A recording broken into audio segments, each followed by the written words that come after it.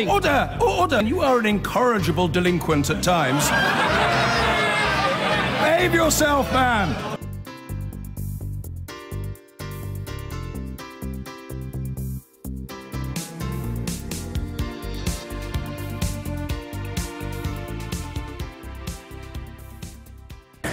Order. Statement. The Prime Minister. With permission, Mr. Speaker, I would like to update the House on the negotiations for our departure from the European Union. On Friday morning, the Government and the European Commission published a joint report on progress during the first phase. On the basis of this report, and following the discussions I held throughout last week, President Juncker is recommending to the European Council that sufficient progress has now been made to move to the next stage and begin talks on the future relationship between the UK and the EU. And President Tusk has responded positively by proposing guidelines for the next phase of the negotiations. I want to pay tribute to my right honourable friend, the Secretary of State, for exiting the European Union, and our whole negotiating team for their calm and professional approach to these negotiations. We have argued robustly and clearly for the outcomes we seek. A fair and reciprocal deal that will guarantee the rights of more than 3 million EU citizens living in the UK and 1 million UK nationals living in the EU, so they can carry on living their lives as before. A fair settlement of the accounts, meeting our rights and obligations as a departing member state in the spirit of our future partnership, and a commitment to maintain the common travel area with Ireland, to uphold the Belfast Agreement in full, and to avoid a hard border between Northern Ireland and Ireland, while upholding the constitutional and economic integrity of the whole United Kingdom. Let me set out for the House the agreements we have now reached in each of these areas. Mr. Speaker, more than 3 million EU citizens make an extraordinary contribution to every part of our economy, our society, our culture and our national life. And I know that EU member states similarly value the contribution of the 1 million UK nationals living in their communities. So from the outset, I have made protecting citizens' rights my first priority. But for these rights to be truly reciprocal, they need to be interpreted consistently in both the UK and the EU. The European Union started by wanting all EU citizens' rights to be preserved in the UK by a prolongation of EU law. They said these rights should not require any UK process to implement them, and that they should be supervised by the Commission and enforced by the European Court of Justice. Those proposals were not acceptable. Mr. Speaker, when we leave the European Union, our laws will be made and enforced here in Britain, not in Luxembourg. So the EU has accepted that we will incorporate the withdrawal agreement into UK law, and citizens' rights will then be enforced by our courts, where appropriate paying due regard to relevant ECJ case law, just as they...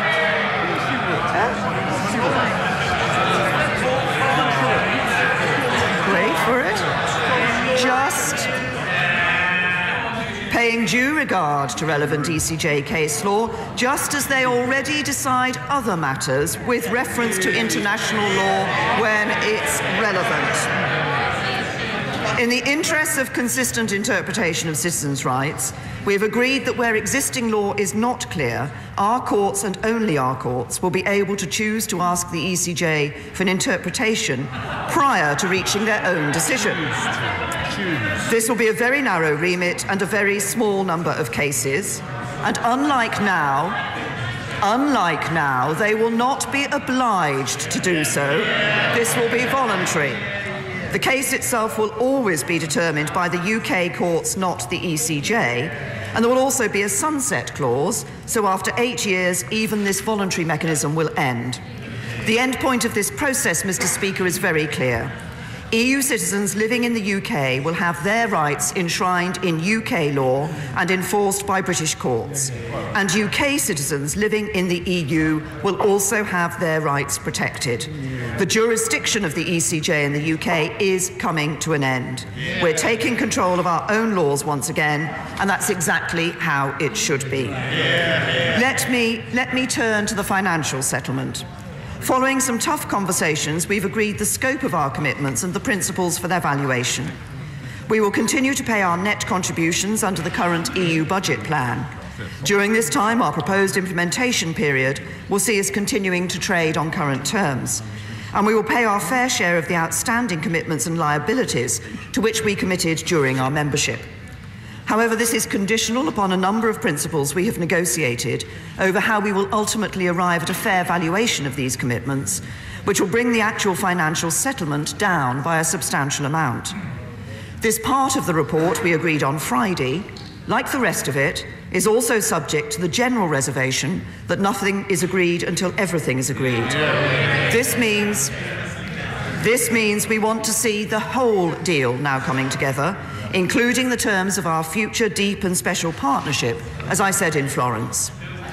Mr. Speaker, these are the actions of a responsible nation, honouring the commitments that it has made to its allies, having gone through those commitments line by line as we said we would. It is a fair settlement for the British taxpayer, who will soon see significant savings compared with remaining in the European Union. It means we will be able to use that money to invest in our priorities at home, such as housing, schools and the NHS. And it means the days of paying vast sums to the European Union every year are coming to an end.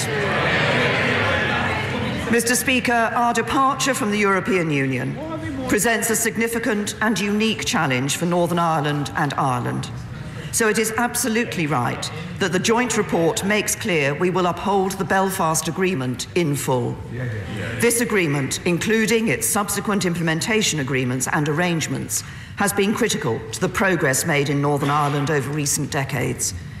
Our commitments to those agreements, the principles that underpin them, the institutions they establish, and the rights and opportunities they guarantee remains steadfast. The joint report reaffirms our guarantee that there will be no hard border between Northern Ireland and Ireland. So much of daily life in Northern Ireland depends on being able to cross the border freely, so it is right that we ensure no new barriers are put in place. We have also been absolutely clear that nothing in this process will alter our determination to uphold the constitutional and economic integrity of the whole United Kingdom. And it was right that we took time last week to strengthen and clarify the joint report in this regard, listening to unionists across the country, including the DUP. On Friday, I reinforced this further by making 6 principled commitments to Northern Ireland. First, we will always uphold and support Northern Ireland's status as an integral part of the United Kingdom, consistent with the principle of consent. As our Northern Ireland manifesto at the last election made clear, the government I lead will never be neutral when it comes to expressing our support for the Union. Second, we will fully protect and maintain Northern Ireland's position within the single market of the United Kingdom. This is by far the most important market for Northern Ireland's goods and services, and Northern Ireland will continue to have full and unfettered access to it. Third, there will be no new borders within the United Kingdom.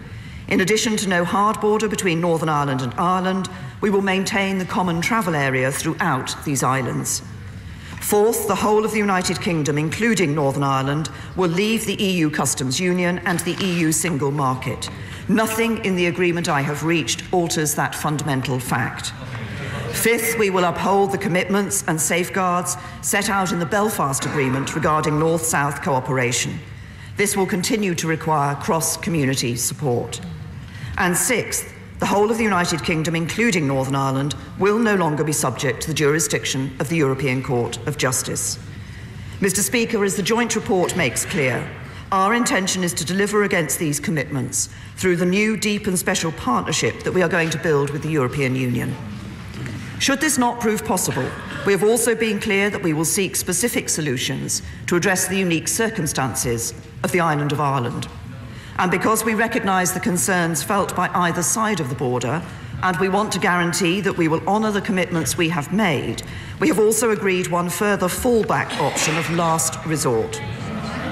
So if we cannot find specific solutions, then the UK will maintain full alignment with those rules of the internal market and the customs union, which now or in the future support which now or in the future support North-South cooperation, economic cooperation across the island of Ireland, and the protection of the Belfast Agreement.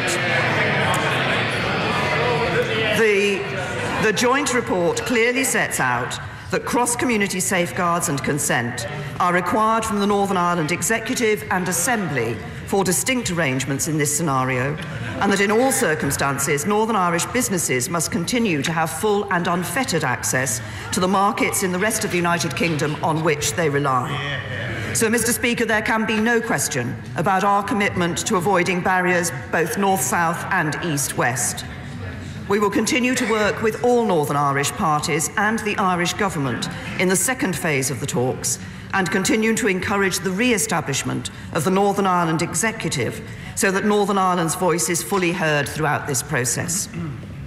Finally, Mr. Speaker, in my Florence speech, I proposed an implementation period to give governments, businesses and families the time they need to implement the changes required for our future partnership. The precise terms of this period will be for discussion in the next phase of negotiations, and I very much welcome President Tusk's recommendation that talks on the implementation period should start immediately and it should be agreed as soon as possible. Mr. Speaker, this is not about a hard or a soft Brexit. The arrangements we have agreed to reach the second phase of the talks are entirely consistent with the principles and objectives that I set out in my speeches in Florence and at Lancaster House. I know that some doubted we would reach this stage. The process ahead will not be easy. The progress so far has required give and take for the UK and the EU to move forwards together, and that is what we have done. Of course, nothing is agreed until everything is agreed.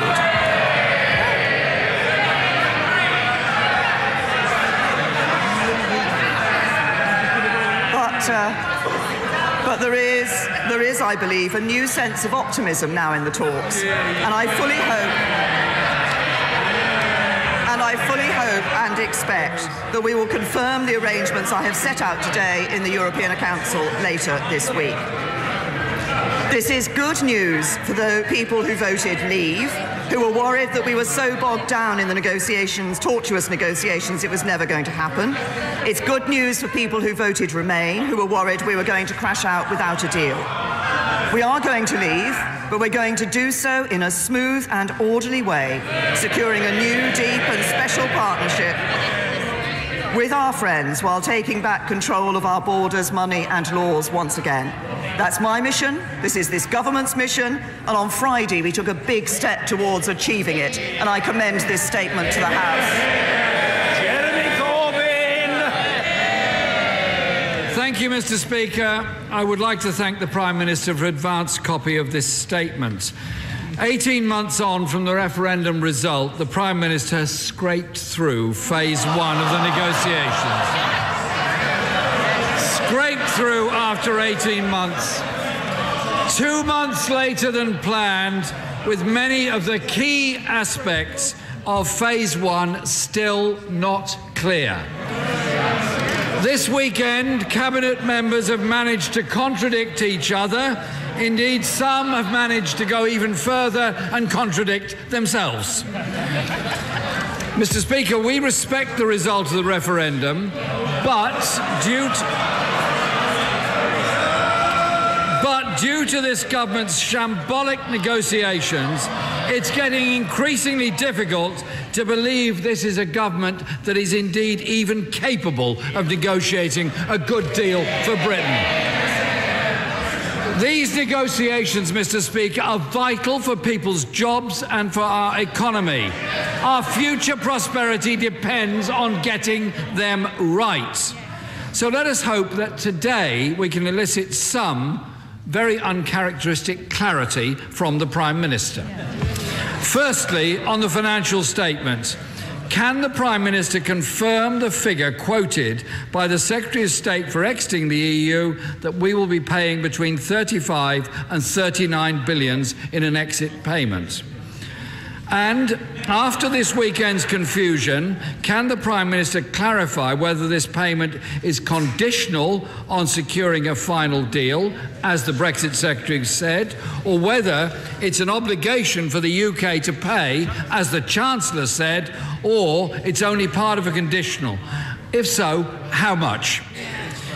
When can the Prime Minister publish a full breakdown of the settlement, whether she agrees that the settlement should be audited by the National Audit Office and the the Office of Budget Responsibility?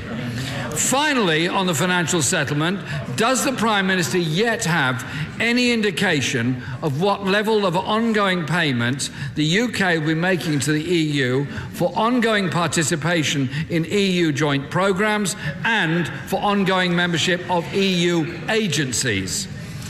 Secondly, Mr. Speaker, on the issue of citizens' rights, can the Prime Minister confirm that they have agreed that the European Court of Justice will oversee the deal on EU citizens' rights for the next 8 years, and that the UK courts will have due regard to ECJ decisions indefinitely? Can the Prime Minister therefore update the House on her red line that there is no future role for the ECJ and what this means for trade negotiations? Importantly for British citizens living in European Union countries, can the Prime Minister confirm the government's negotiations mean they will maintain all of their existing rights indefinitely? And will she now, today, confirm that UK pensions will continue to be paid and uprated for all British citizens in the future? Thirdly, Mr. Speaker, on the complex question of the Irish border, again, Mr. Speaker, there are conflicting statements, this time between the Brexit Secretary and, of course, the Brexit Secretary. So, can the Prime Minister confirm whether the deal reached last week is legally enforceable or not? Article 46 of the published agreement seems pretty clear that, and I quote, "it must be upheld in all circumstances, irrespective of the nature of any future agreement between the European Union and the UK." And what does regulatory alignment mean? Does it mean the exact same rules or different rules with similar outcomes? And if the latter, who would adjudicate if those different rules are similar enough or not? Which policy areas are covered, and how long does regulatory alignment last? Is it only for transition or for the implementation period, as the Prime Minister calls it, or is it permanent? Finally, on the question of deadlines. Mr. Speaker, this government wasted time on phase one, partially with the general election, which I'm sure the Prime Minister now regrets calling. But the government originally aimed for phase one negotiations to be complete in October. Then everything was ready for an announcement on Monday, and ultimately we saw a rather fudged agreement late last week. So, has this experience given the Prime Minister reason to consider dropping the unnecessary exit date deadline of the 29th of March 2019 from the EU withdrawal bill? Because I'm sure, Mr. Speaker, the whole House, and indeed I think probably the whole country, would rather get the best possible deal a little bit later if that meant a better deal for people's jobs and the economy. The second phase of negotiations will have a huge impact on our relationship with our largest trading partner. The Brexit Secretary committed to deliver, and I quote, "the exact same benefits as now." Does that remain the government's aims? I assume it does, as the Prime Minister just said the UK will maintain full alignment with those rules of the internal market and the customs union. And I've left the trickiest question till last. Can the Prime Minister explain what the Brexit Secretary actually meant when he said that he wanted to have a trade relationships in the future which are CETA plus plus plus? Can she explain what on earth he was talking about? Mr. Speaker, I hope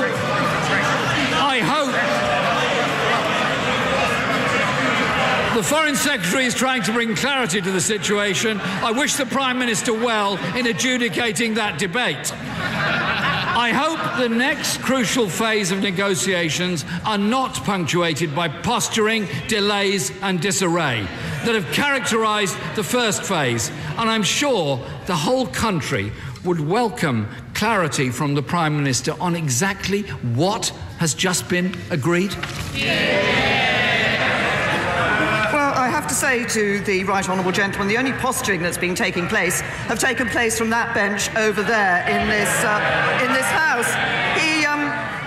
He talks quite a lot about the issue of alignment. I have to say to him that I set out very clearly in my Lancaster House speech what we were determining, what were our objectives in these Brexit negotiations. I set that out further in some more detail in the speech that I gave in Florence. Meanwhile, the Labour Party has had 12 different Brexit plans.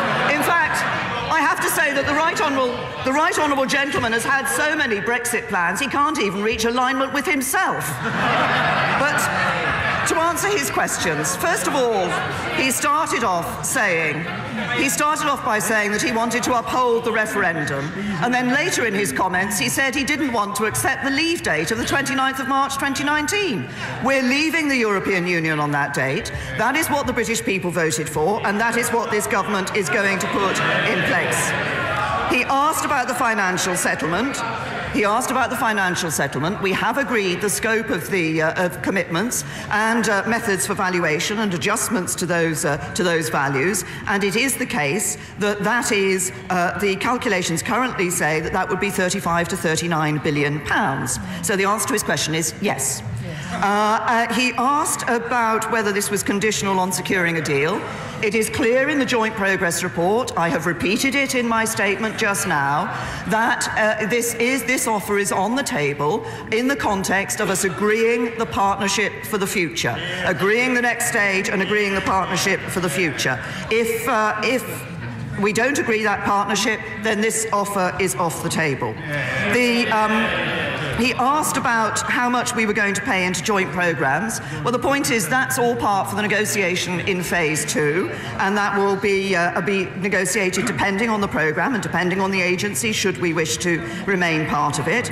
He said, would I confirm that the ECJ will oversee the rights for EU citizens for the next 8 years? The answer to that is no, because they won't be overseeing the rights of EU citizens for the next 8 years. I made it absolutely clear that citizens' rights will be determined by the courts here in the UK. He asked about the legal nature of that agreement. It will be brought into law in this country in the withdrawal and implementation bill that will be brought before this House. He asked about pensions being paid for UK citizens. Yes, that will continue. He asked whether the arrangements that were in place in relation to citizens' rights in the ECJ would have an impact on other parts of the deal. Paragraph 41 of the joint report makes very clear that this in no way prejudges discussions on other elements of the withdrawal agreement. He asked about alignment. What is necessary is that we have the same objectives. We may reach those objectives in different ways, but what we need to ensure, and this isn't a theological argument, it's about the practical decisions that need to be made to ensure that that trade across the border between Northern Ireland and Ireland can continue. And that's what we will be looking at. But as I and the Taoiseach have been very clear in our discussions, we both believe that we should be working to ensure that this can be achieved through our overall agreement between the UK and the European Union, and that is indeed what we should be aiming for. And I have to say, he asked about the trade deal, about CETA+++. We've always said that we're not looking for a deal that's Norway, and we're not looking for a deal that is CETA. What we're looking for is a deal that is right for the United Kingdom. Sadly, we know what a Labour approach to these negotiations would mean. It would mean paying the European Union billions of pounds every year in perpetuity. It would mean following EU rules with no say over them. It would mean no divergence from EU rules in the future whatsoever. It would mean zero control of immigration. I have to say to the right honourable gentleman, that wouldn't make a success of Brexit. That would be no Brexit at all. Mr. Kenneth Clark. Mr. Speaker, may I first of all congratulate the Prime Minister on her triumph last Friday.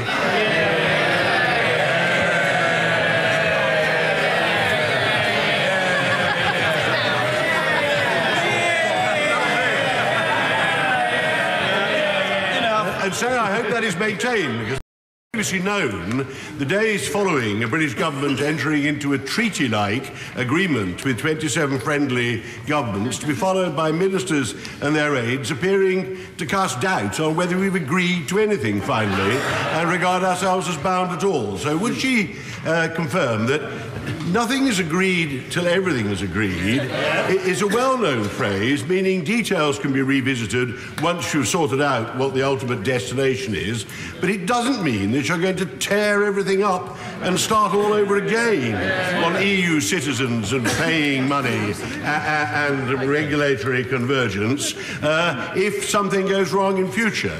So would she confirm that we have settled the rights of EU citizens?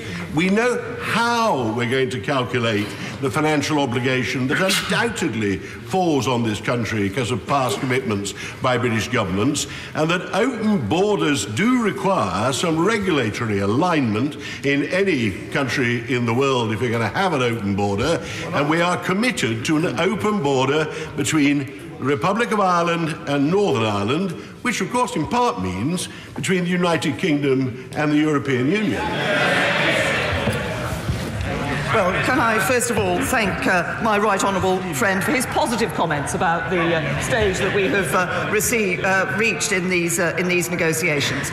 The report that was issued is a joint progress report on the point that we have reached and the agreements that we have reached. It enables us to go on to the detailed negotiations, as he says, on various of these issues. The area on which we've had perhaps most detailed negotiations so far is on citizens' rights. It does cover a whole range of issues in relation to benefits and so forth for EU citizens who are here. Obviously, we've also had those negotiations on the other elements, which aren't just about Northern Ireland and the financial settlement, but a lot of areas about the withdrawal as well.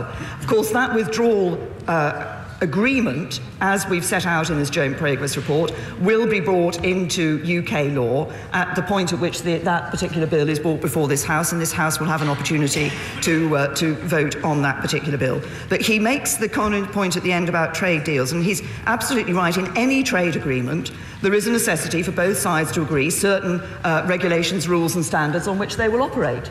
This is going to be no different from that. It will be only different in the sense that we are already operating on exactly the same rules and regulations, mostly exactly the same rules and regulations as the European Union, so we start from a slightly different place than we would do if we were negotiating with another country. Ria Blackford. Thank you, Mr. Speaker. What a difference a day makes.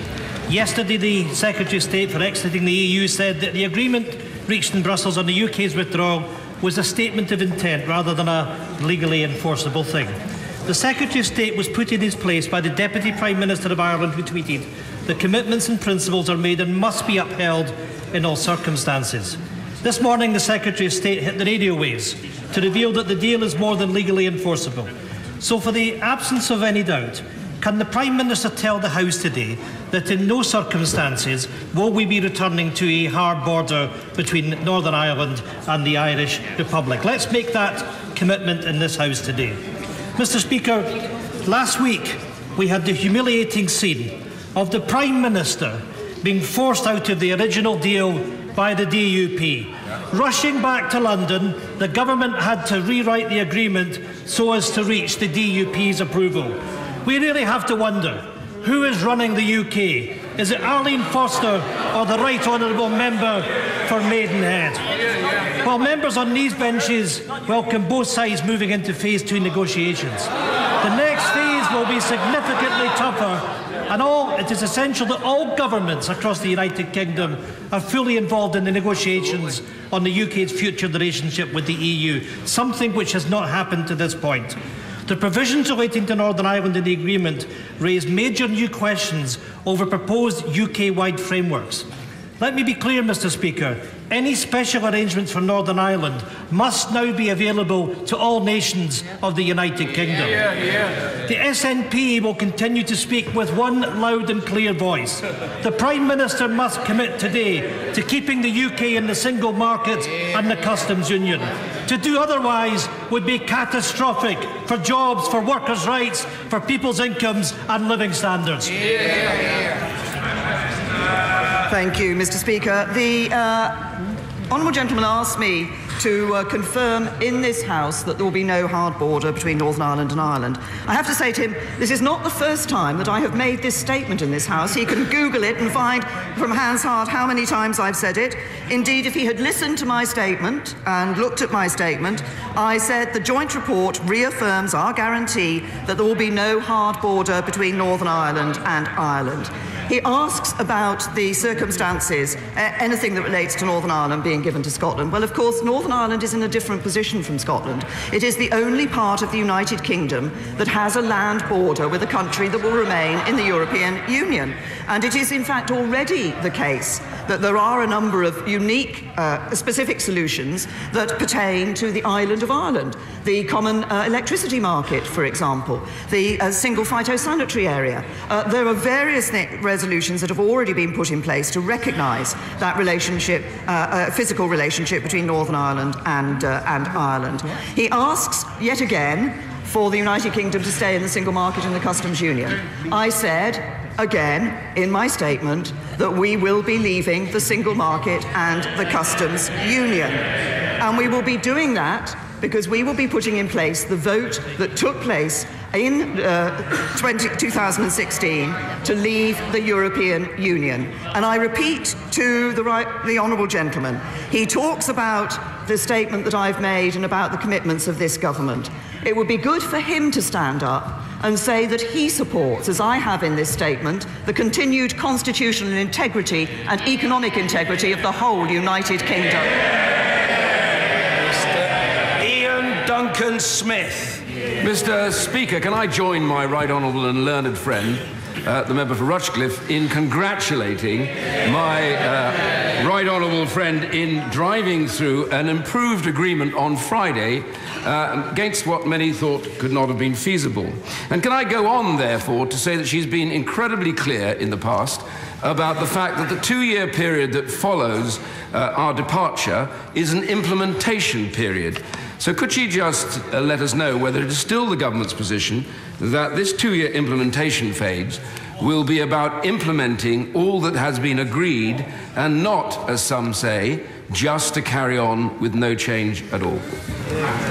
Well, I thank my right honourable friend. The point of the implementation period is exactly as he says, to ensure that the changes necessary for the new relationship, to work for the new relationship, can be put in place. Examples, the registration of EU citizens here in the UK, which the Home Office will be running during that particular period. But it is also about ensuring that businesses and citizens have the confidence and the reassurance of knowing how they will be operating during that period, and that there's no double cliff edge for businesses, that they actually have a smooth process of change. That's the point of the implementation period. The further details of it will be negotiated in the next phase, and I'm pleased that the European Commission and the President of the EU Council are clear that that should start immediately.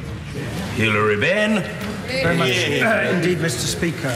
The most important part of this agreement is indeed paragraph 49, which I welcome, because it says very clearly the United Kingdom will maintain full alignment with those rules of the internal market and the customs union, which now or in the future support North-South cooperation, the all-island economy, and the protection of the 1998 agreement. Now, given that those words are prefaced by this statement, in the absence of agreed solutions, can the Prime Minister please confirm to the House today that this crystal clear commitment will apply in all circumstances, including if no trade deal is reached with the European Union?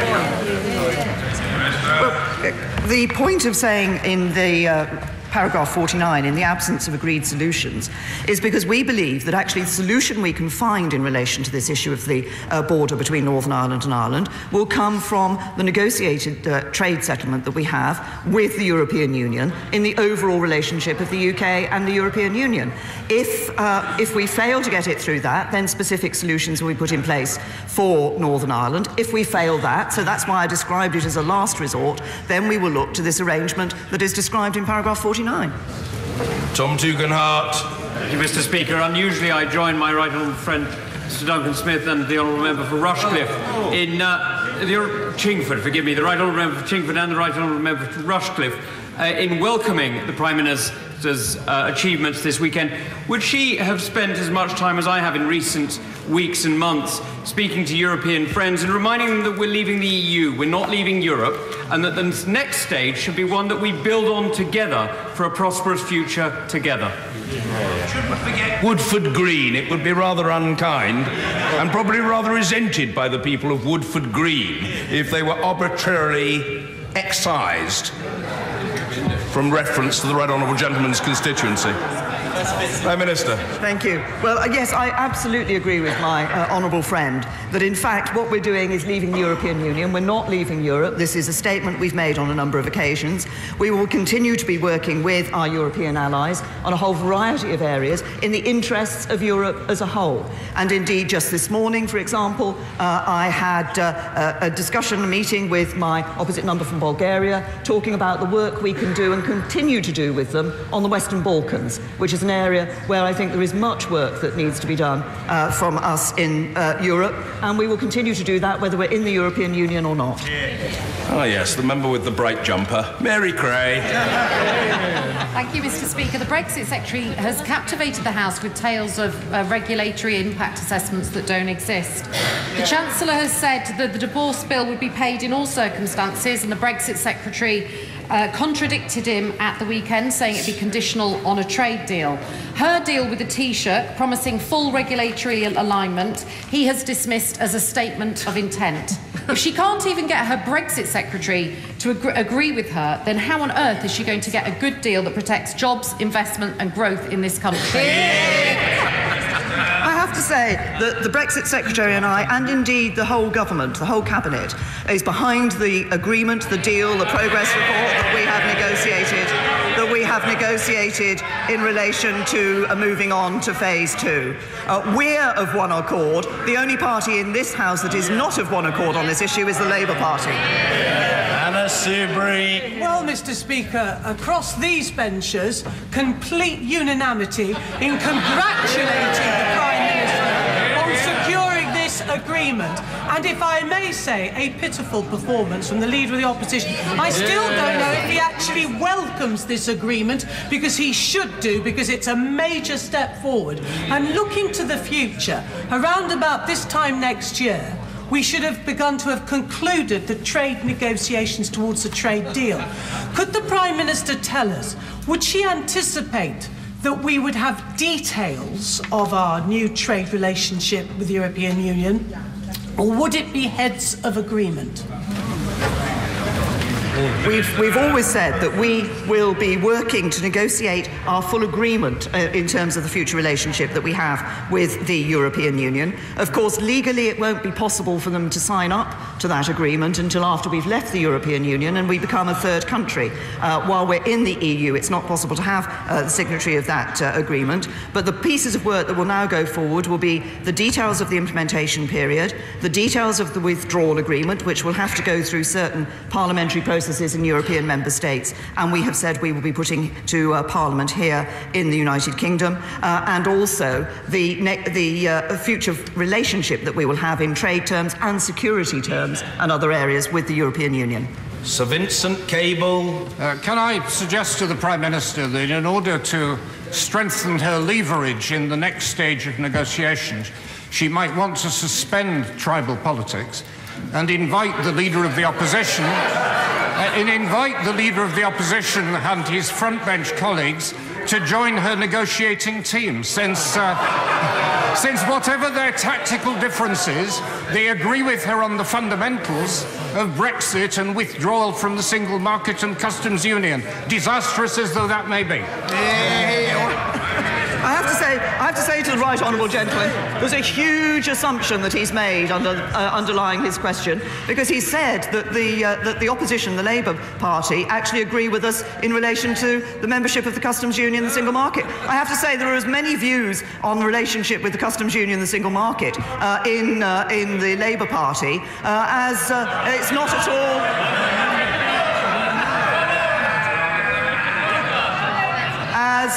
as it is not at all clear that they have agreed with the government on the future relationship with the internal market and the customs union, because they keep taking different positions on this. If he has inside information on the Labour Party's position, I'd be very glad to hear it. Sir William Cash. Does my right honourable friend welcome the outbreak of unity on these benches regarding the outcome of the progress report? Does she also agree that there are still a number of matters that will need to be resolved? There are serious questions which will be addressed. The European Scrutiny Committee will be paying attention to those questions in all seriousness. Does she also agree that actually the opposition have demonstrated, not only today, but for the last weeks, a complete inconsistency on every point of principle and detail that is simply a national disgrace?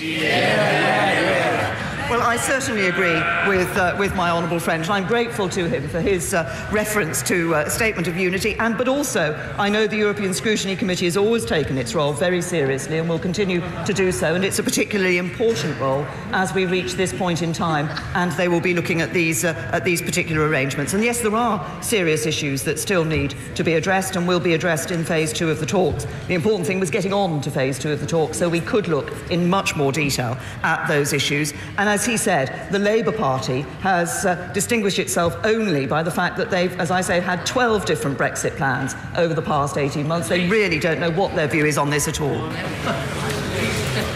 Alison McGovern. Thank you. Mr. Speaker, last week, the Chancellor of the Exchequer told me that the Cabinet had never even discussed the decision to leave the single market and the customs union. So we now need, as we move on, to be absolutely clear what the Cabinet's view is. So will she inform the House? When did the Cabinet last discuss the negotiating objective for the final trade deal? I have to say to the Honourable Lady, the Cabinet has had a number of discussions on various aspects of the negotiations that we're bringing forward, and continues to do so, and will continue to have those discussions. The Cabinet was united behind the Florence speech, which set out the objectives. The Cabinet was behind the Lancaster House speech. The objectives for the government have not changed, and they've been agreed by the government. John Redwood. I wish the Prime Minister every success in negotiating a comprehensive free trade deal. Will she agree that when we leave, whether with or without a deal, we will be trading under World Trade Organization terms, and these now include the extremely helpful and comprehensive Trade Facilitation Agreement, which allows good progress over borders for all WTO members. Doesn't this strengthen our position when she negotiates a good deal? Well, I thank my right honourable friend in relation to that, and certainly references to the developments at the WTO that he has made, of course, will be interesting to us as we look ahead and negotiate our deal for the future. And I am confident, and I think the optimism that has been shown by the European Union as we progress on to the next stage, I hope will give everybody confidence and reassurance that we can indeed agree that comprehensive free trade agreement that we want for our future relationship with the European Union. Pat McFadden. Speaker, for phase 2 of the discussions, the Brexit Secretary has set the benchmark as securing the exact same benefits as we currently enjoy through a free trade agreement. Does she agree with her own Environment Secretary and many others that if the public don't like the terms of the final deal, they've every right to change their minds? Well, I have to say that is a misinterpretation of what the Environment Secretary said at the weekend. I've been very clear that there will be no second referendum on this issue. We gave this House, this Parliament, overwhelmingly voted to give the British people the decision on membership of the European Union. The British people voted, and we will now deliver on their vote. Nicky Morgan. very much indeed, Mr. Speaker. On behalf of the thousands of EU citizens living in the Loughborough constituency and in the country, can I say thank you to the Prime Minister for the Christmas present that she has given them, providing certainty about their future in this country. And it's a shame that part of last week's deal hasn't had the coverage that it should have done, given important other issues. But will she also agree with me that her work last week is testament to the power of continuing dialogue, continue to talk between the parties, and those who suggested when things get tough we walk away do not represent the way the Prime Minister attacked these issues. I thank my right honourable friend, and she's right. I hope people will look seriously and carefully at the negotiated agreement in relation to citizens' rights, which I think is important. We're in a negotiation. That takes hard work on both sides. I think what it also takes is determination. This government has shown the determination to get it right for the UK. George Howarth. CETA plus amount to a similar set of arrangements, not the same, but similar set of arrangements to the single market and the customs union. And wouldn't the price the Prime Minister or the government would have to pay be an acceptance of a similar set of arrangements about free movement of labour? Here's the honourable gentleman. I mean, he and a number of others keep talking about membership of the single market and the customs union.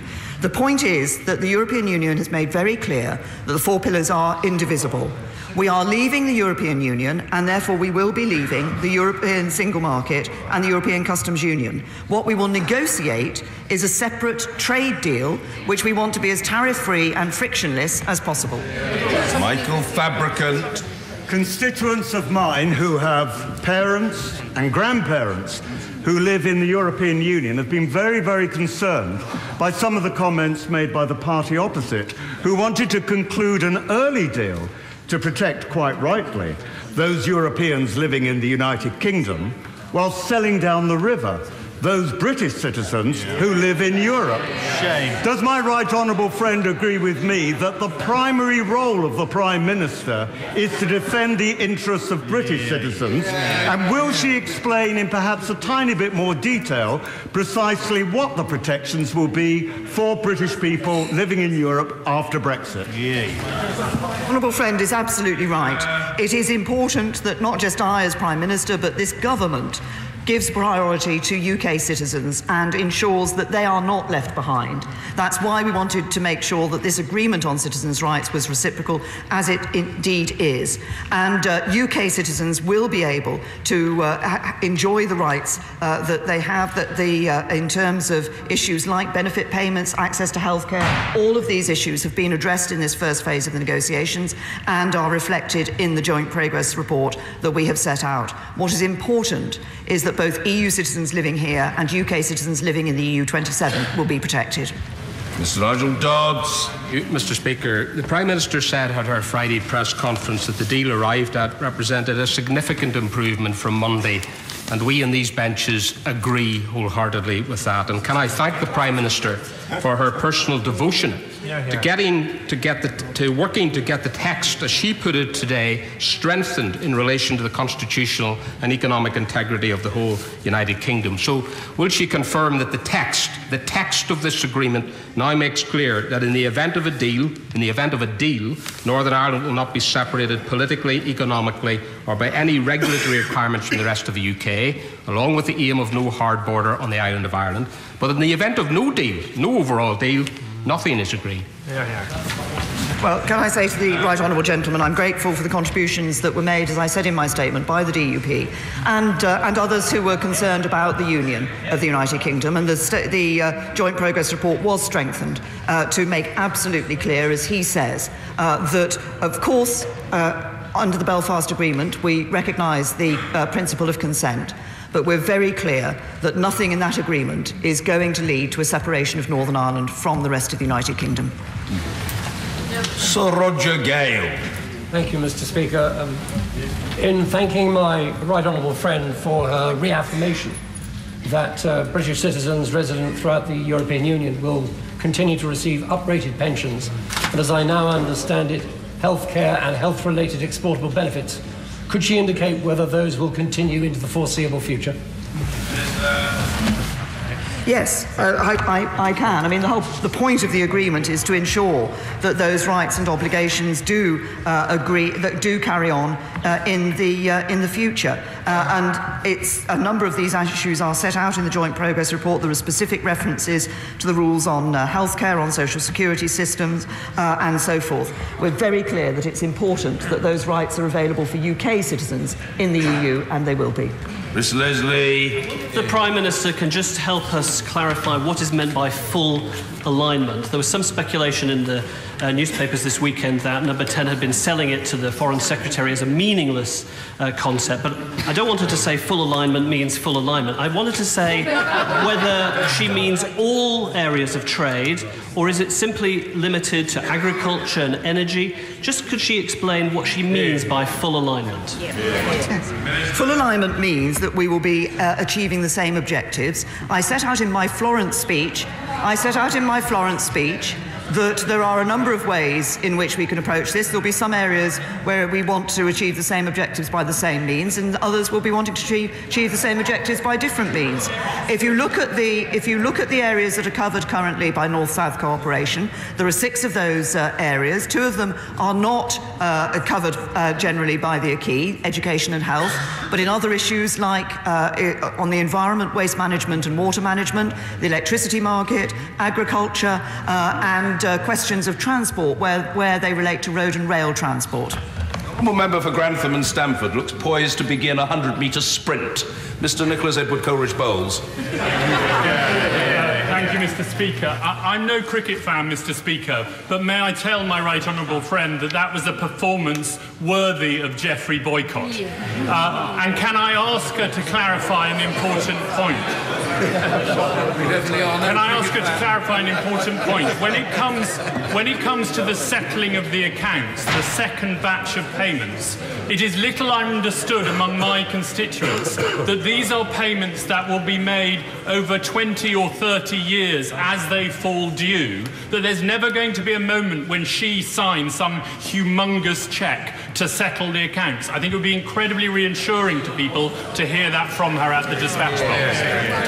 Thank you. For the avoidance of doubt, Mr Speaker, I should say to the whole House that I regard any reference to Geoffrey Boycott as a compliment that my honourable friend was giving. Can I also say to my honourable friend, what is said in the Joint Progress Report is that these payments will be made as they fall due, unless otherwise determined by the United Kingdom and the European Union.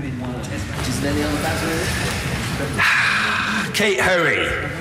Because a little bit of repetition, but just to be absolutely clear, could the Prime Minister confirm that leaving the single market, the internal market as I prefer to call it, and the customs union is not an option, and that anyone really who is pushing that is still really trying to stay in the EU? Oh, rubbish.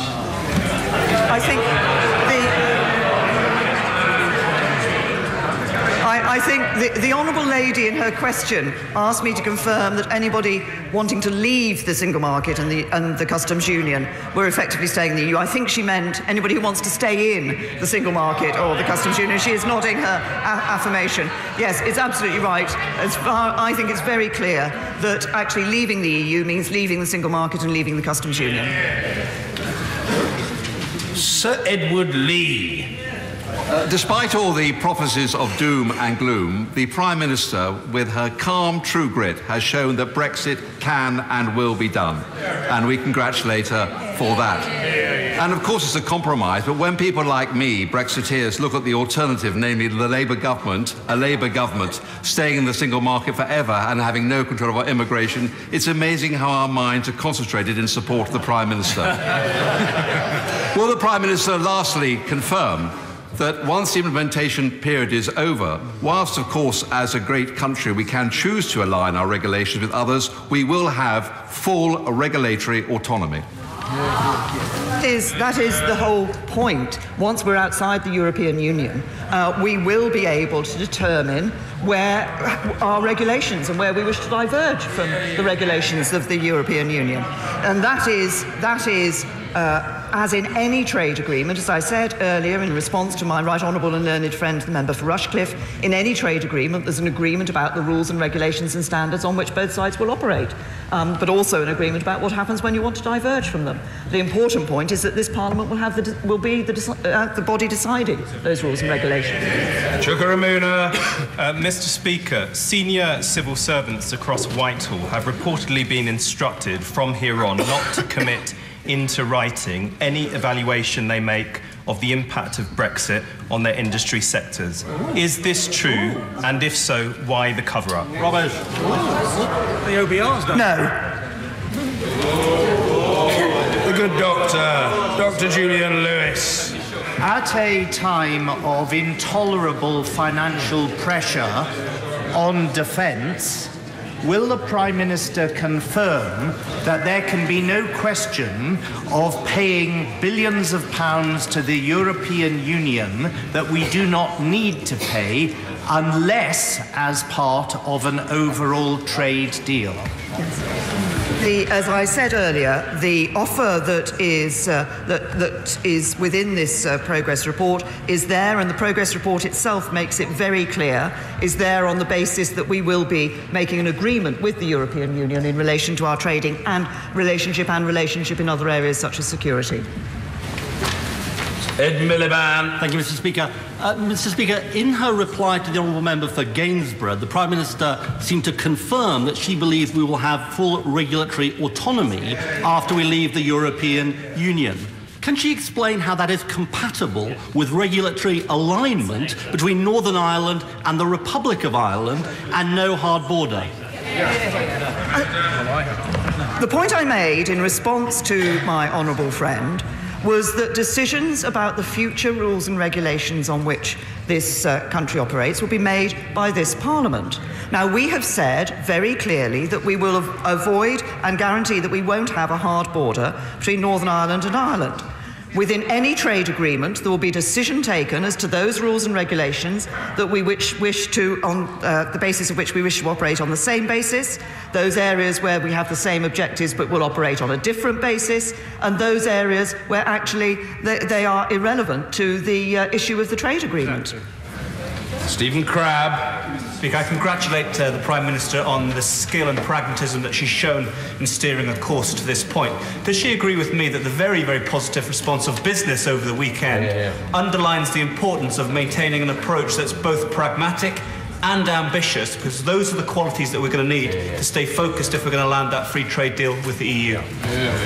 My right honourable friend is right, and I'm pleased that business has welcomed the progress that we have made as we move on to the next stage of the negotiations. It is important that we retain that optimism and that ambition for the future. I think it is possible to achieve a really ambitious, comprehensive trade agreement with the European Union. That will be to our benefit, but also to the benefit of the EU 27.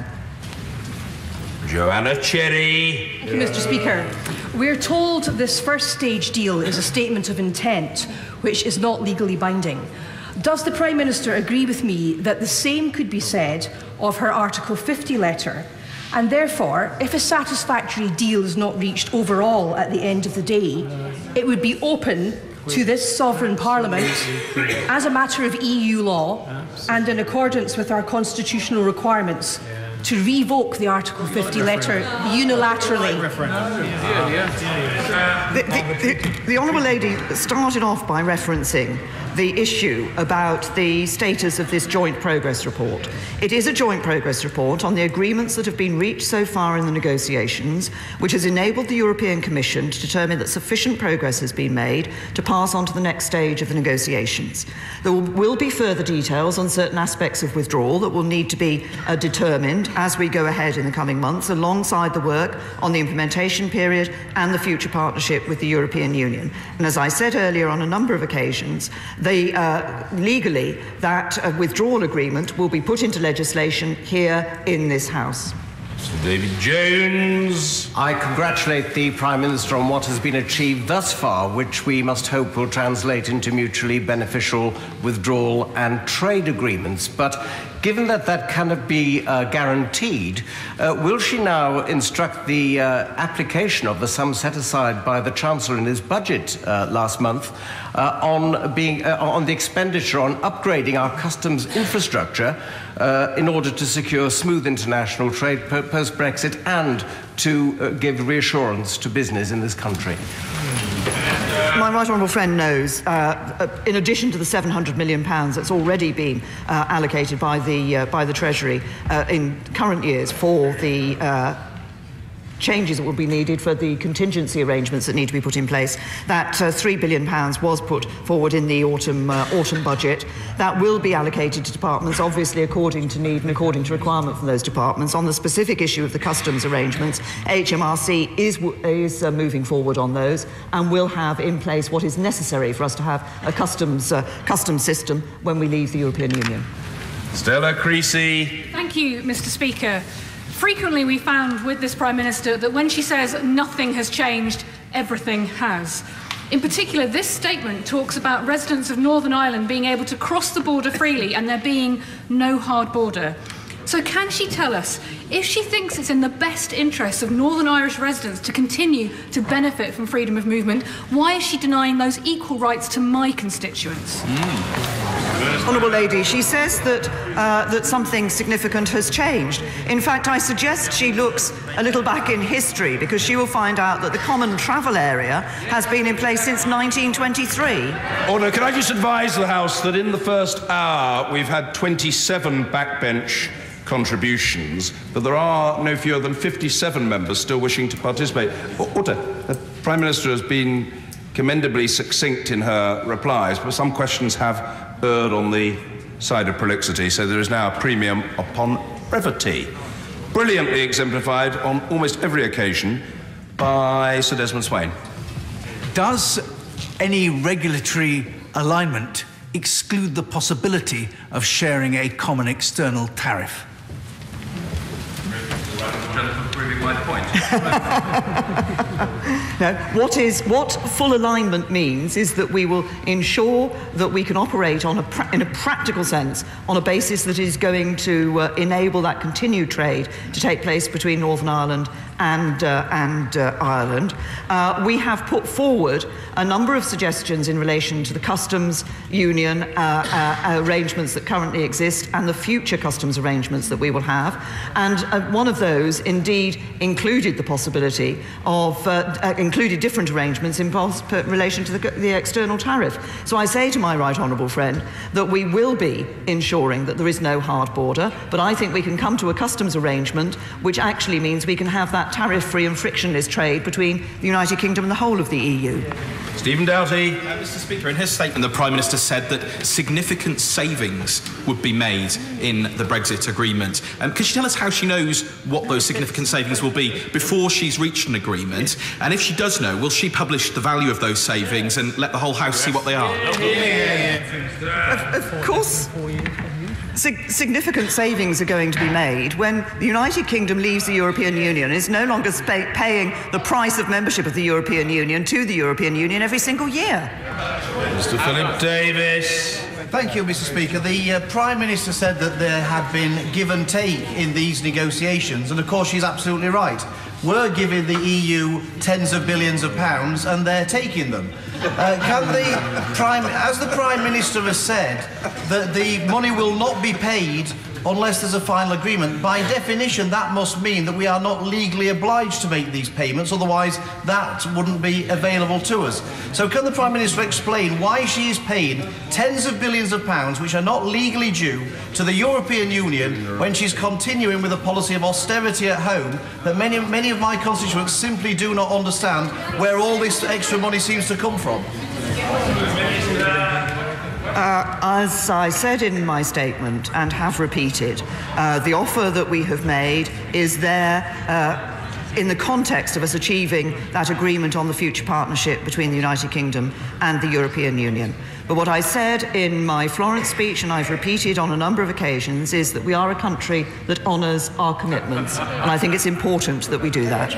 Mike Gapes. Mr. Speaker, the draft to Phase 2 guidelines say that negotiations in the second phase can only progress as long as all commitments undertaken during the first phase are respected in full and translated faithfully in legal terms as quickly as possible. When are we going to get the legislation? We're going to get the legislation when we've agreed the details that are required in order to have that withdrawal agreement. The European Commission negotiator, Michel Barnier, has spoken of the possibility that he wants to achieve that detailed withdrawal agreement by October next year. Vicky Ford. Thank you, Mr. Speaker. Prime Minister, congratulations on a very detailed agreement. I wanted to ask about paragraph 73, which says the UK may wish to continue to participate in some union budget programmes post-2020 as a third country. Is it likely that those could include the 3 S's, such as cooperation on security, scientific research and student exchanges? The simple answer, it could include those areas. I've particularly said, and you won't be surprised at this given, my honourable friend won't be surprised at this given my background, that I think there are a number of security programmes where and areas where we may wish to include, but also the other areas that she's identified we may very well wish to remain involved in. But those decisions will be part of the next stage of the negotiations, and those decisions will be taken on the benefit of what is going to be in the best interests of the United Kingdom. Howell Williams. Speaker, I thank the Prime Minister for prior sight of her statements. On October the 26th last year, I raised with her the danger of favouring particular sectors in any future trade deal. And she replied, I will be cutting the best deal for the United Kingdom, all parts of it. On Sunday, the Brexit Secretary said that he would seek a trade deal which would be Canada plus plus plus. Will the Prime Minister therefore identify the particular sectors referred to under plus plus plus? There is no inconsistency in this, because we want the best trade deal for all of the trade that we have with the European Union, and that's what we're going to be working to. Jolly Elphick. Speaker, would the Prime Minister agree that the finding of agreed solutions is not just a critical issue to the Northern Ireland border, but also the Channel ports, including the port of Dover? And we should make it a key priority of the trade talk to ensure that we have the smooth flow of trade and also the option of diversity. My honourable friend is absolutely right. We recognise the importance of Dover as a border port, and indeed other ports around the United Kingdom, and as we move forward in negotiating the trade deal, of course, a key part of that will be the future customs relationship that we have. We've said we want to be as tariff-free and frictionless as possible, and that's what we'll be working to. Seema Malhotra. Speaker, the issue of regulatory divergence is an ongoing matter of concern for many sectors of our economy. When the Prime Minister read the summary outcomes of the Brexit sectoral analyses, did she happen to read about the impact of Brexit on chemicals? Today, the Chemicals Industries Association has written to the Secretary of State for DEFRA to ask the government to do all it can to remain within or as close as possible to the EU's rulebook for the sector, which exports 50 billion a year. What reassurance will she give them? We have been very clear that we were looking at a variety of areas in which the question will be asked as to whether or not we wish to retain the same arrangements that achieve the same outcomes but are not necessarily the same arrangements, or wish to diverge completely. We recognise the importance of the pharmaceutical industry to the United Kingdom. It's a key industry within the industrial strategy, which my right honourable friend, the Business Secretary, published only a couple of weeks ago. But these will be matters for negotiation in the second phase. Robert Halfon. Congratulate my honourable friend for displaying almost Zebedee-like qualities of resilience in terms of the Brexit magic roundabout. But could I just ask her just to confirm that the figures that she's quoted in terms of up to 39 billion, there won't be any more offered in terms of the continued negotiations, and also if she can set out a detailed cost-benefit analysis that I can present to my constituents of Harlow. To my honourable friend that, as I indicated, if we look at the scope and analysis that currently has been done, the estimate is that the sum of money would be 35 to 39 billion pounds. But we have said, as he will have heard in answer to previous questions, that there may be some programmes where we do wish to remain member of those programmes, and therefore where we would be willing to pay an appropriate price for the cost of being a member of those programmes. But this is a very good piece of work has been done on this financial arrangements, and obviously we take that forward, as I said, in the context of agreeing that future relationship. We're streeting. Thank you, Mr. Speaker. Paragraph 49 of the agreement says very clearly, in the absence of agreed solutions, the United Kingdom will maintain full alignment with those rules of the internal market and the customs union, which now or in the future support North-South cooperation, the all-island economy and the protection of the 1998 agreement. In making that undertaking, can the Prime Minister provide the reassurance that British people, businesses and public services are looking for, which is that she's finally closed the door to the disastrous no-deal scenario that so many on her side have advocated for? No, I have to say to the honourable gentleman that if he also looks at the Joint Progress Report, he will see that these are all set in the context of agreeing the future partnership and the future trade arrangement between the United Kingdom and the European Union. But I remain of the view that no deal is better than a bad deal. Mr. Peter Bone. Thank you, Mr. Speaker. I came to the Chamber today thinking we were going to leave the European Union on the 29th of March 2019, and the whole House agreed. We now know from Leader of the Opposition that Labour wants to stay in indefinitely. Could the Prime Minister confirm that we will come out in 473 days' time, and that date will be put in the EU withdrawal bill? Well, I thank my honourable friend, and I can confirm we will be leaving the European Union on the 29th of March 2019. And I think the fact, as he reflects, that the right honourable gentleman, the Leader of the Opposition, was so equivocal in the sense of what the Labour Party's view was on this issue, is that they want to try to play to two houses. They want to say at the start that they're confirming the referendum and respecting it, and yet at the same time don't want to accept that we'll be leaving the European Union, and we will be leaving. Vera Hobhouse. Speaker, will she confirm that Northern Ireland could have different customs arrangements from the rest of the UK? No. What we have said is that we will put practical arrangements into place to ensure that there is no hard border between Northern Ireland and Ireland, but we have also been clear that we will respect the internal market of the United Kingdom. That means no border down the Irish Sea. Lawrence Robertson. Mr. Speaker, does the Prime Minister agree with me that one of the many benefits of leaving the EU customs union is that we will be able to forge our own trade deals with countries across the world which the EU has failed so far to strike? And isn't it the case that that would benefit the whole of the United Kingdom, including Northern Ireland, which actually would lose out if it stayed in that customs union because it wouldn't then get that full benefit? My honourable friend makes a very important point. We will be able to strike those trade deals around the world, and Northern Ireland will benefit from those trade deals, as will the rest of the UK. Alison Thewlis.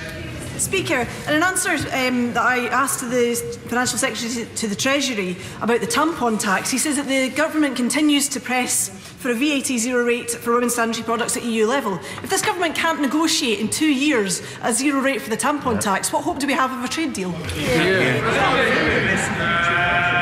We are leaving the European Union, and we'll be able to make decisions of that sort for ourselves in future. Can I thank my right honourable friend for confirming very clearly that the so-called EU divorce bill will only be paid if we are successful at negotiating an acceptable trade deal with the European Union? Does she agree with me that this will certainly focus the minds of the EU negotiators and is our best chance of obtaining an acceptable outcome for the UK? Well, I have to say to my honourable friend, I'm optimistic about getting that good trade deal for the United Kingdom with the EU, because I think actually it's in the EU's interests, the EU 27's interests, for their businesses to be able to continue to trade on good terms with the UK. Mr. Stephen Timms. Thank you, Mr. Speaker. The European Union says we will stay in the single market and the customs union during the implementation phase. The Prime Minister, I think, is saying we will leave I presume, the start of the implementation phase, but will she confirm that the jurisdiction of the European Court of Justice will continue throughout the 2 years or so of the implementation phase? As the Right Honourable Gentleman knows, the details of the implementation period are to be negotiated, and that is something that will happen, assuming the decision is taken by the EU Council to move ahead on Thursday, Friday of this week, then that is something that will happen very quickly. But he talked at the beginning of his question about leaving the single market and the customs union. We will do that when we leave the European Union in March 2019, but we will then have a relationship with the European Union during the implementation period to ensure that businesses and individuals have the reassurance of not having to make 2 stages of adjustments to our future partnership. May I congratulate the Prime Minister on her sheer determination and stamina in reaching the stage of having this joint report. To the extent that we do have an agreement in March 2019, and thereafter for many years to come we do make payments to the EU as agreed, would the Prime Minister consider also publishing the amount of money that we will not be paying to the EU so that the British people can see the benefit that they are deriving in the years to come? Well, I thank my honourable friend for his suggestion, and I think we will not only in due course be able to show the amount of money we will not be spending to the European Union, we'll be able to show the positive ways in which we can spend that money here in the UK. Ian Paisley. Thank you, Mr. Speaker. In that little-known French newspaper, L'Opinion, today it's quoting Mr. Verhofstadt as claiming that the Prime Minister is relying on, quote, those little Protestant allies in the Democratic Unionist Party. Could you make it clear to Mr. Verhofstadt that the Prime Minister is implementing the will of the British people unashamedly on behalf of all of the British people, including those of us from Ulster? And will the Prime Minister also confirm that the trade negotiations will include control of our fishing policy going forward? Yes, I'm very happy to say to the honourable gentleman that what I'm doing and what the government is doing is delivering on the vote of the people of the United Kingdom to leave the European Union. In terms of going forward on the trade deals, of course, when we leave the European Union, we'll leave the Common Agricultural Policy and the Common Fisheries Policy, and of course we have to determine arrangements in relation to those for the United Kingdom in the future. Mr. William Ragg. Mr. Speaker. My right honourable friend has been very busy in recent days, but may I thank her very much indeed for the birthday card that arrived on my desk this morning. Sadly, Mr. Junkers has yet to arrive, and she will know that many people in this country want us to get on with leaving the European Union. So what guarantee can she give me that I won't have to suffer another significant birthday before that is achieved? Well, I'm sure the whole House will want to wish my honourable friend a very happy birthday today.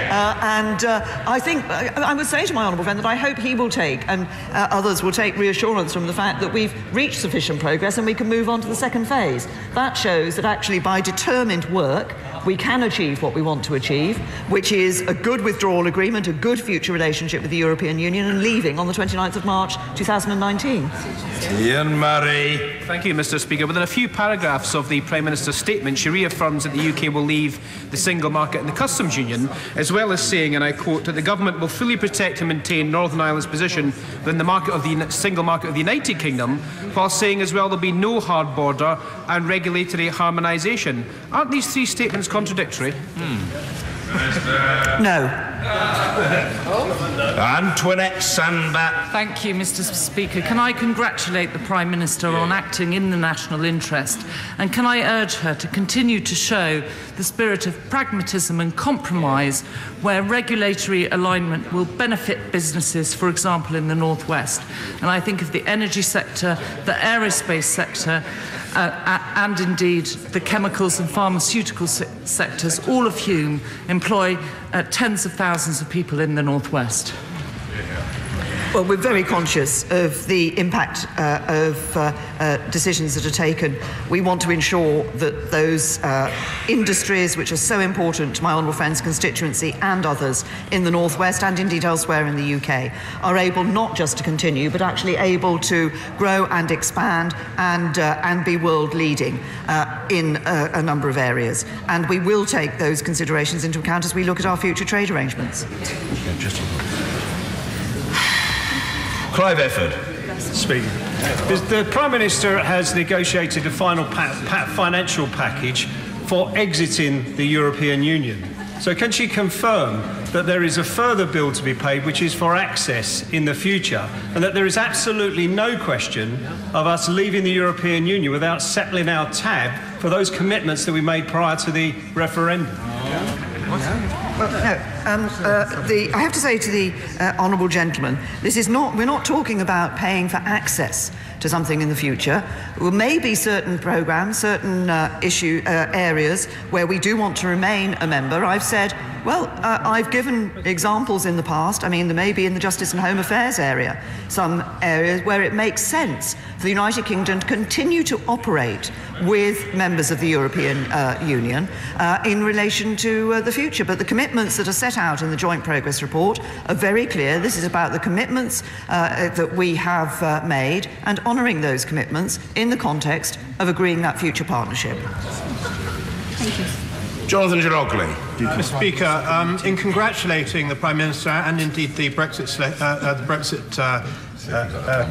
Secretary on what is indeed a very significant achievement, could I point out that when the Brexit Select Committee met recently with Mr. Barnier, he spoke about decoupling future security discussions with future trade discussions. And I'd be interested to hear my right honourable friend's views on whether this is the right way to go forward. As we move into the next phase, we will be negotiating our future relationship, our future partnership with the European Union. That will be across all aspects of the current relationship we have with the European Union. So it will be about negotiating on trade. It will also be about negotiating on security.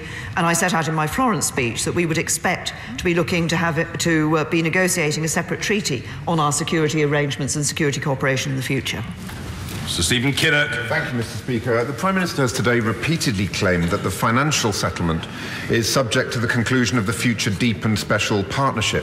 But could I draw her attention to paragraph 96 of the Progress Report, which clearly states that the financial settlement is in fact only contingent upon conclusion of the Article 50 withdrawal agreement plus the transitional arrangements.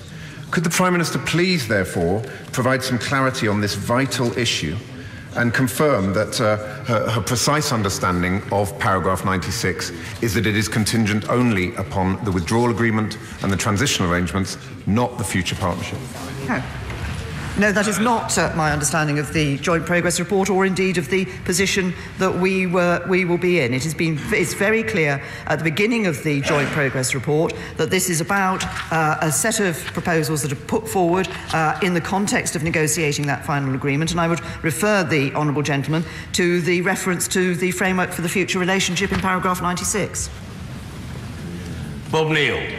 The Prime Minister has not only shown pragmatism and determination, she's actually shown a lot of courage too. I congratulate her on that, as do the 36% of my constituents who work in the financial services sector. Given the key importance of that to our economy, will she undertake we show that same pragmatism as we develop on the proposals in paragraph 91 of the joint report, in particular in the way in which we find a pragmatic means of seeking regulatory cooperation and in particular grandfathering existing services contracts as suggested by City UK? I'm grateful to my honourable friend for the reference he has made. Indeed, as these one of the paragraph he's referred to is one of those which obviously set out a number of separation issues other than citizens' rights, financial settlement and Northern Ireland border, which were discussed in this phase one. It is important that, to pick up the point he made about pragmatism, that we adopt a practical, pragmatic approach to the future to ensuring that we have the relationship that we want with the European Union in the future, which will be good for the United Kingdom, but also good for the EU 27. Jim Shannon. Mr. Speaker, first of all, thank the Prime Minister for her statement and for her strength of character as well. Can the Prime Minister confirm that any regulatory alignment required to ensure North-South cooperation will not require either the United Kingdom or Northern Ireland to be members of any single market or custom union? I'm very clear that we will not be members of the single market or the customs union, and we are not proposing that any part of the United Kingdom would be a member of the single market or the customs union separate from the rest of the United Kingdom. The whole of the United Kingdom will be out of the internal market and customs union. Richard Drax. Mr. Speaker, can I warmly congratulate my right honourable friend for the progress she's made? We're getting there, but I should be relieved when we get to March 19. Just for clarity's sake, on a question of the border between Northern Ireland and Ireland, could I just ask, if no deal is struck come March 19 and the border issue is still on the table, am I right in assuming that when we leave the EU, the Northern Ireland will still be influenced by EU regulations? I think that's what she said, or have I got that completely wrong? No, the agreement that is reached and the terms that are set out in the Joint Progress Report is against the background of securing that agreement on the future relationship between the United Kingdom and the European Union. Of course, we do want to ensure that there is no hard border between Northern Ireland and Ireland, and we will be looking to ensure that in all circumstances. Heidi Alexander. Thank you, Mr. Speaker. When the Prime Minister and her colleagues were patting themselves on the back last week for surviving the first round of negotiations, Irish freight handler John Dunn told ITV News it was a fudge. He said, "You are either in the customs union or outside of it. It's like you can't be a little bit pregnant. Either there is customs clearance required or there isn't." He's right, isn't he? Well, the Honourable Lady will know that there are various aspects of the customs union, so actually it's not quite as simple as that. But we have set out already, we did this in the summer, arrangements that we believe could be in place, which we will now be able to discuss in detail with the EU27 as we move into phase 2 of these negotiations, which would enable us to retain tariff-free and frictionless access across borders, while at the same time ensuring that we are not members of the customs union and the single market. Mike Wood. Mr. Speaker, whilst recognising that Britain will respect any liabilities that are properly owed, can the Prime Minister reassure my constituents that the United Kingdom will not be making payments that are not being paid by countries that remain in the European Union, so there can be no question of punishment payments? Well, I'm absolutely clear that we're not talking about punishment payments. I have said on a number of occasions that we honour our commitments. We've come to an agreement about the scope of commitments and how those should be valued. But as I said earlier, this is in the context of agreeing the future partnership. Emma Little-Pengelly. I thank the Prime Minister for her strong statement of support for Northern Ireland as an integral part of the United Kingdom. Businesses in Northern Ireland do not want a hard border, and we in the DUP are fully committed to working with the Prime Minister closely to find solutions and a good outcome in relation to that. However, does the Prime Minister confirm and commit that not only in finding solutions will Northern Ireland businesses have full and unfettered access to the UK market, but UK businesses will have full and unfettered access to Northern Ireland market? Yes, I'm very happy to confirm that. What we're talking about is ensuring that the internal market of the United Kingdom is maintained, so that that flow for businesses both in Great Britain and in Northern Ireland can continue. Hugh Merriman. Thank you, Mr. Speaker, and can I join colleagues in congratulating the Prime Minister for largely excluding the influence of the European Court of Justice. Others said that couldn't be done. With respect to the 8-year period by which courts can refer to the ECJ, can I ask the Prime Minister if that period will run from the date that the UK leaves the EU, the end of the implementation period, or the date from when EU citizens have applied to enforce those rights, which of course could be a later date? The report, and I apologise because I haven't to find the specific reference, but this is from the point at which the citizens' rights are implemented, but the expectation is it will be at the date at which we leave the European Union. Mr. Speaker, the agreement between the UK and the EU contains many welcome and significant references to the Good Friday Agreement. Does the Prime Minister agree with me that if the EU withdrawal bill were to include on its face the Good Friday Agreement, that would help build confidence in the whole process? I would hope that there is confidence in the process by the fact that we have been so clear in the joint progress report that we have that has been published jointly between us and the European Commission about the importance of respecting the Belfast Agreement, but also that this was something that we have said as a government consistently throughout the period when we've been looking at these negotiations. There is no difference in our position. We are very clear that we will uphold the Belfast Agreement. Thank you, Mr. Speaker. 1 year ago, I said in this chamber to my right honourable friend that it would be inconceivable for me to vote to take away the rights of my parents or other EU nationals. My parents, incidentally, Mr. Speaker, I understand, are watching very closely proceedings today. Can I thank the Prime Minister for honouring her commitment to me, which she gave me earlier this year, in return for which I gave her my full loyalty? And can I say that this agreement in principle, I look forward to it becoming a proper legal agreement in due course. Well, can I thank my honourable friend for the attention that he has given to this issue of EU citizens' rights throughout this period and the discussions that he and I have been able to have on this matter, and I'm pleased that the agreement has been reached, as is reported in this joint progress report. Can I also congratulate my honourable friend, who I believe has recently been honoured by the Italian government, and many congratulations. Well done. Thangam Debonair. Thank you, Mr. Speaker. Mr. Speaker, the Prime Minister must have had a different ballot paper than the one we had in Bristol West last year. There was no mention on mine of the single market or the customs union, nor was there a mention of Euratom, which the report mentions on item 89. Can the Prime Minister please tell us what other organisations she believes she has a mandate to sweep off the table as we go through the negotiating period? Well done. Minister. What was on the decision, what was in the decision that people took in the referendum, what they were asked to decide was whether or not to stay in the European Union. They voted. Oh, the honourable lady shakes her head and says it didn't mention the single market or the customs union. It was made very clear during the debate what leaving the European Union meant, and the British people voted for it. Mims Davis. Sir.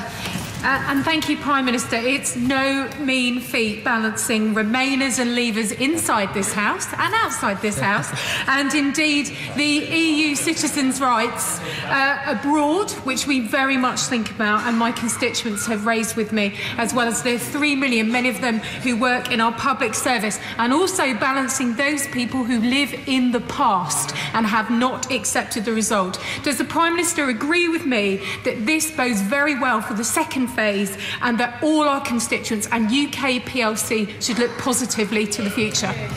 Yes, I absolutely agree with my honourable friend. I think what we have shown is that we can achieve what we want to achieve for the United Kingdom. This bodes very well for the next phase of the negotiations. I'm optimistic about that next phase, and I hope others will be too. Dr. Rupa Huck. Thank you, Mr. Speaker. In light of the nearly £40 billion that we're now going to be spending to leave the EU, I wondered if the Prime Minister might tell us when she anticipates that we will regain our AAA credit rating. Good question. Well, I have to say to the honourable lady that, of course, the credit ratings are determined by external bodies. But there is one thing for certain. If she wants to ensure that we have good credit ratings in the future, the one thing we don't want is a Labour government and a run on the pound. Wendy Morton. Thank you, Mr. Speaker. The Prime Minister is to be commended for her perseverance and her commitment to delivering on the result of the referendum for us all. And in acknowledging that this is a very vital step forward, can she also confirm that she remains absolutely committed to delivering the best deal for the whole of the UK? Yes, I can absolutely confirm that. That's exactly what we're working to, and I'm optimistic that that's exactly what we're going to achieve. Tony Lloyd. Mr. Speaker. Mr. Speaker, the Prime Minister will understand that there is real scepticism about squaring all the various circles needed to deliver the frictionless border and the ambition she set forward for our national interests, a proper agreement with the EU that includes the whole of Ireland. Would she give a guarantee to this House, though, that there can be no veto from those in her own backbenches or from the DUP who are looking for the maximum regulatory freedom if that puts at risk a proper agreement on the island of Ireland? We've set out in this report that we intend to ensure that there is no hard border. We're guaranteeing that we will do what is necessary to ensure there is no hard border between Northern Ireland and Ireland. I imagine that there isn't a single person in this House who thinks that a hard border should be returned between Northern Ireland and Ireland. But we're also very clear that we need to retain the constitutional and economic integrity of the whole of the United Kingdom.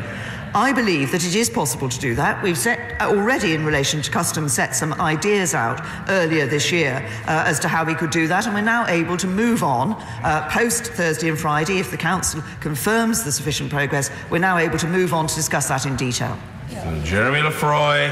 Much, Mr. Speaker. May I thank the Prime Minister for her tremendous work and also for the letter which she's written to citizens today, which I think is incredibly helpful. When does she think that we will get a clear picture of what the transition or implementation period will look like? Mr. Barnier had mentioned possibly by March. Yes, I mean, as I said earlier, I expect that, assuming the EU Council confirms that we can move on to the phase 2 of the negotiations on Thursday and Friday, that work on the transitional implementation period will start immediately. There are some details to be sorted out, but I think the general expectation is that it will be agreed. We've said as early as possible in the new year, and as my honourable friend has said, Michel Barnier has indicated that could be during the first quarter. Jonathan Reynolds. Mr. Speaker, I put it to the Prime Minister that if, for instance, the members for Chingford and Rushcliffe are in full agreement, then either one or probably both of them must be mistaken about what has really been agreed. Respectfully, Prime Minister, you cannot have full autonomy and full alignment at the same time. But at the end of the day, cross-border trade and services long-term requires some sort of long-term regulatory cooperation to be in place. So when, for instance, will we find out if Solvency II still applies, if the Prospectus Directive is still in operation, if there's still a single European payments area? All of these genuine questions for consumers and businesses, which we still have no idea upon. And the nature of those arrangements for future trade in goods and services, will be negotiated in phase 2 of the discussions. And I have to say to the honourable gentleman that if my right honourable and learned friend, the member from Rushcliffe, and my right honourable friend, the member for Chingford and Woodford Green, are both in agreement, I think it suggests the government's done a good job. Rebecca Powell. Mr. Speaker, and I too welcome the give and take that has been shown in these negotiations, but particularly the sense that we will not crash out without a deal, which does give a sense of optimism even to wannabe Remainers. And whilst, Mr. Speaker, Taunton Deane is a wonderful place to live, I have had a number of people into my constituency office who also have homes abroad in the EU, very, very concerned about whether their rights will be protected, whether they'll have to make a choice to stay there or come back here. So could the Prime Minister clarify that even for them we are making good progress? Thank you, Mr. Speaker. One of the things we wanted to ensure was that we weren't just coming to agreement on the rights of EU citizens here in the United Kingdom, but that this was reciprocal for UK citizens in the EU 27. That's exactly what we've achieved through these negotiations, and I'm grateful to the negotiating team for the detailed effort that they have put in to ensure that UK citizens can have that confidence for the future. Mr. Kevin Brennan. Thank you. She didn't answer the second part of the question from the honourable member for Wellingborough earlier on, which was about the exit date. He's just resumed his seat on the 29th of March 2019 when he asked specifically if she was still committed to it being included on the face of the bill. Is she telling us today that under no circumstances will she countenance withdrawing the amendment her government has put down to put that date on the face of the bill? Put that amendment down because we believe it's important that we actually confirm and that people have the confidence of knowing the date on which we'll be leaving the European Union, which is the 29th of March 2019. Mr. Nigel Mills. Given the progress made last week, and can the Prime Minister confirm as me is right that the ongoing role for the ECJ for 8 years does not mean that EU nationals in the UK have greater rights than UK nationals? No, the basis on which we have agreed the various arrangements, the rights that will apply to EU citizens here and UK citizens in the EU 27, is that they are based on the principle that they can maintain the life choices that they have already made. So somebody who has moved here with a set of expectations, we want them to be able to carry on living as they have done and with those expectations for the future. Mr. Alan Brown. Thank you, Mr. Speaker. If EU citizens' rights were the government's #1 priority, it's frankly shocking it's taken 18 months to get agreement in this. The Prime Minister then undercuts it. She then undercuts this agreement by twice saying in her statement nothing's agreed till everything's agreed, which kind of insinuates there still might be bargaining chips. So in order that I can give my constituents some sort of reassurance, can she tell me when the voluntary application process that's been outlined in the technical note is going to be up and running? What's the correct? Say to the honourable gentleman that, of course, we triggered Article 50 in March of this year. We have been in these detailed negotiations. He references the phrase "nothing is agreed until everything is agreed." That's in the Joint Progress Report. It is actually language that is used by the European Union in relation to the negotiations that we're going forward. One of the issues for EU citizens here has been the question of the ease of the process of applying for their settled status. The Home Office is developing that. It will bring that process forward. It's very clear that will be very easy and light touch process, so that everybody need have no fears about the arrangements that they're going to have to go through. Mr. Henry Smith. As we move on to the trade negotiations with the EU 27, can I seek assurances that aviation will be one of the priority areas important to many of my constituents and indeed the whole country as an island trading nation? No, I'm very happy to give my honourable friend that assurance. We're very clear about the importance that the aviation sector has to the United Kingdom and maintaining that free flow of flights from the aviation sector, so it is there as a priority. Nick Dakin. Mr. Speaker, how will we control immigration in future when migrants from the EU can move freely across the Irish border into the United Kingdom? Prime Minister. We will be, of course, setting out the immigration rules that will be applying. The Home Office are working in relation to these issues. But I have to say to the honourable gentleman that this is not the question of that movement of people between the United Kingdom and Ireland is not something that is suddenly new for us leaving the European Union. The Common Travel Area has been in place since 1923. First glove. Mr. Speaker, will my right honourable friend confirm for the House that once we leave the European Union, we will no longer send billions of pounds a year to Brussels, a Brexit dividend that could instead be spent on our schools, hospitals and housing? And would she share my surprise that the benches opposite did not welcome that opportunity of more public spending for our public services, and actually the fact the Leader of the Opposition had nothing to say about that? Well, I can absolutely confirm to my honourable friend that once we've left the European Union, we will not be paying huge sums of money every year to the European Union. That money will be available for us to spend on our priorities here. Perhaps the silence of the right honourable gentleman, the Leader of the Opposition, on this issue, rather than welcoming that money potentially going into public services, was because, of course, the Labour Party's position is that they would be willing to pay any price to the European Union, regardless of how big that bill was. Kate Green. A number of businesses in my constituency manufacture goods which they then ship direct to end customers in the Republic of Ireland. Will those businesses continue to benefit in the same way as businesses which manufacture in Northern Ireland from a special deal or from full alignment? As I've said, the full alignment position in paragraph 49 is, if you like, the final backstop. What we expect is that we're going to get a good agreement for the relationship between the United Kingdom and the European Union, which will ensure not just that north-south trade, but the east-west trade. It's not just about businesses here in the UK. Actually, that trade between Great Britain and across the sea between Great Britain and the island of Ireland and the Irish and Ireland is more important in financial terms to Ireland than the trade from north to south. But it's important that we don't have a hard border, but we also maintain that east-west trade.